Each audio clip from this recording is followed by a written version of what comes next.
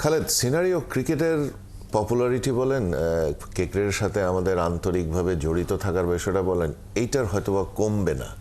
But ফুটবলের প্রতি যেই একটা নেগলিজেন্সি আমি বলবো আমাদের দর্শকদের ছিল, যে আমাদের বিশ্বমানের খেলোয়াড় হচ্ছে না, আমাদের বিশ্বমানের কোনো সাফল্য নাই, সেই জায়গায় একটা পরিবর্তন আসবে। বাট ধরুন আপনি স্বাধীনতার পরের থেকে 70 থেকে 90 পর্যন্ত ফুটবলের যে ক্রেজ ছিল, আমার মনে হয় ফুটবল, হকি সবটাই, আপনি কোনো খেলায় স্টেডিয়াম বসার জায়গা থাকতো না।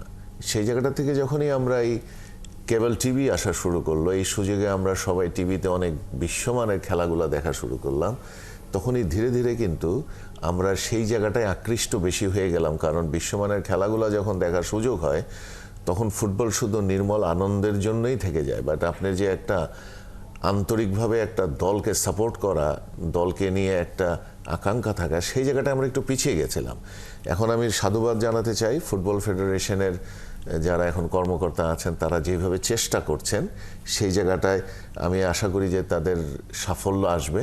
এবং তারা যদি বিদেশি প্লেয়ারগুলোকে আনতে পারেন, এখানে একটা জিনিস বলা প্রয়োজন, আমরা যতটা সহজ মনে করছি যে হয়তো বা আমেরিকান লিগে দুই ভাই খেলছেন তারা, বা ইটালির লিগে খেলছেন, অন্য জায়গায় যারা খেলছেন তাদেরকে এনেই হয়তো বা জাতীয় দলে নেওয়া যাবে।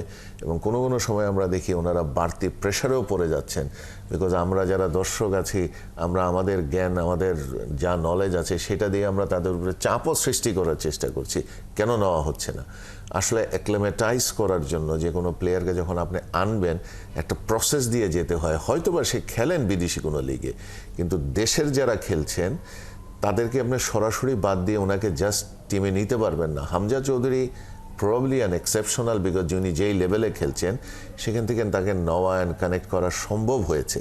কিন্তু অনেক প্লেয়ার আরও যারা আছেন, maybe they are good player, কিন্তু তাদেরকে একটা প্রসেসের মাধ্যমে যেতে হবে। সেই জায়গাটায় কোনো সময় দেখা যাবে যাদের নাম শুনছি এখন আমরা আপনাদের রিপোর্টে, অন্যান্য জায়গায়, তাদের মধ্যে অনেকে আসবেন, হয়তোবা তাদেরকে দলের সাথে কাউকে নেওয়া হবে, কাউকে হয়তোবা পরের চিন্তা করা হবে।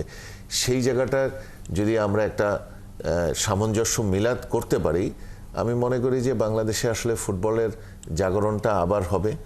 এবং আমরা হয়তোবা সাউথ এশিয়ান খেলাগুলাতে সাফল্য আনতে পারলে এশিয়ার লেভেলে তখন আমরা একটা ভালো অবস্থানে যেতে পারবো। তখন ফুটবল নিশ্চয়ই তার হারানো প্রাণ আবার ফিরে পাবে। নিঃসন্দেহে।